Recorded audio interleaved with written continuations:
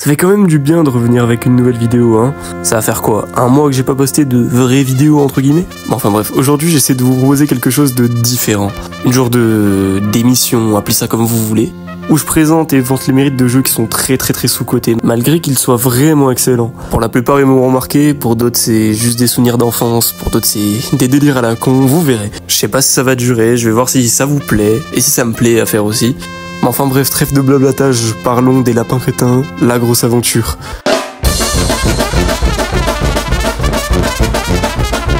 Bon, aujourd'hui on s'attaque à du très lourd, hein. Les lapins crétins, la grosse aventure, mais uniquement la version Wii, hein. Que les deux autres versions PC et DS sont vraiment pas complètes quoi. La version PC étant simplement la version Wii mais sans le mode histoire. Et la version DS, bah...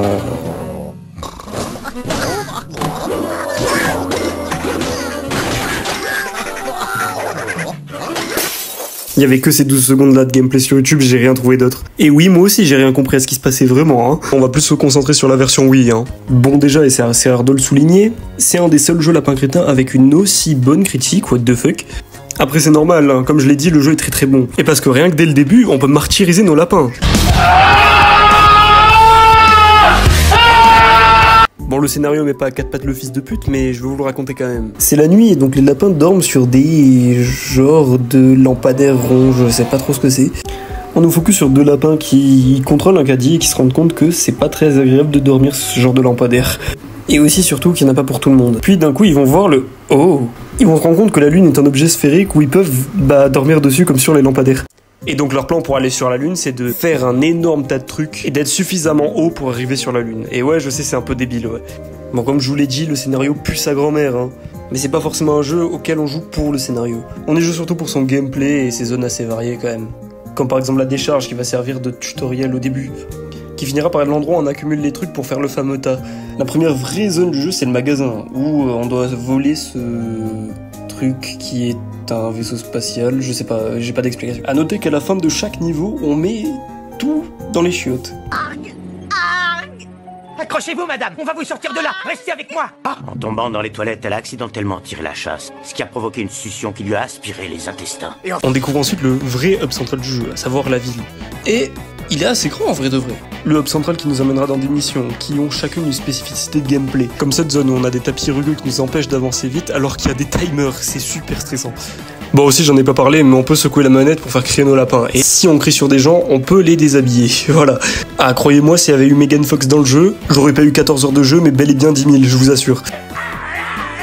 Ah et aussi encore une variété de customisation, mais on peut faire ce qu'on veut de nos lapins, leur déformer la tête, les colorier, leur mettre des tatouages, etc., changer les vêtements, bref. Il y a une variété infinie et tu peux créer ton lapin comme tu veux. Et ça, je trouve ça vraiment génial, surtout pour un jeu pour enfants. Bon, je me souviens quand j'étais petit, comme j'étais un fan de Batman, je l'avais colorié tout en noir et mon lapin il ressemblait à ça.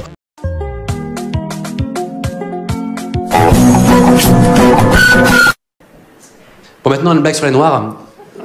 Il y aura aussi cette mission, on doit aller récupérer un vieux dans un hôpital.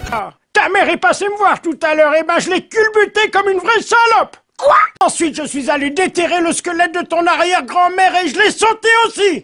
Il y a toute une partie de gameplay avec le vieux où on doit planer en agitant la Wiimote. On a 3 coups et franchement c'est vraiment sympa. Ou cette phase de gameplay où on doit sauter dans des assiettes pour salir nos roues et se faire suivre par un robot nettoyeur qui détecte la saleté à un endroit spécifique pour que la porte puisse s'ouvrir. Et un truc dont je n'ai pas parlé, c'est la musique. Elle a vraiment un cachet unique et elle se démarque de toutes les autres OST de jeux vidéo. Pas qu'elle soit magnifique mais...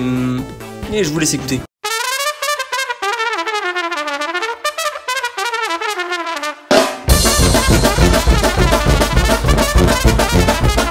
Ou alors celle-là qui est littéralement culte en fait, tout le monde la connaît.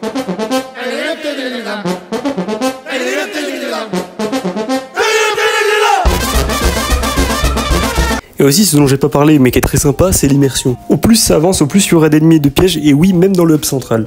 Et ça c'est bien la preuve que les habitants nous détestent, à la fin du jeu, c'est eux qui nous font aller sur la lune. Parce que les lapins, avec leur tas de trucs, n'ont pas réussi à aller assez haut, évidemment, hein, c'est logique. Et eux vont balancer des milliers de bombes sur le tas, ce qui va le faire exploser, et donc nous emmener finalement sur notre objectif, la Lune. Enfin, ils vont juste mettre des détritus tout autour de la Lune, ça va faire des anneaux de Saturne, mais de... de merde, quoi. Mais qu'est-ce que c'est que cette matière? C'est de la merde. Bref, pour conclure, je dirais que c'est un jeu assez excellent, mais que personne ne connaît réellement. En vrai. La licence Lapin Crétin, c'est une licence globalement mauvaise, mais ce jeu sort vraiment du lot. Vous savez, c'est ce genre de jeu où on s'attend pas à grand chose et au final on est surpris parce que c'est vraiment bien et on s'amuse vraiment. D'ailleurs, je sais pas si vous avez capté, mais il y a un message anti-consumériste et anticapitaliste dans le jeu qui est caché, et enfin pas tant caché que ça en fait. On voit vraiment le jeu à travers les lapins, qui pour eux, un humain reste un humain. On pourrait très bien voler les vêtements d'un clochard ou du mec riche qui a 4 millions d'euros sur son compte, ils s'en foutent, ça reste un humain, c'est pareil. Et puis même dans certaines zones comme les magasins, on entend à l'interphone des trucs dire genre promotion moins 0%, etc. en mode pour se foutre de la gueule de la société de consommation. Malheureusement, j'ai pas réussi à retrouver des enregistrements en VF. Donc en VO. Parce que oui, mesdames et messieurs, cette petite pépite est française et rien que pour ça, il mérite le 20 sur 20. J'en ai rien à foutre. Bon, sur ce, je vais vous laisser. J'ai une ouïe à culbuter, moi.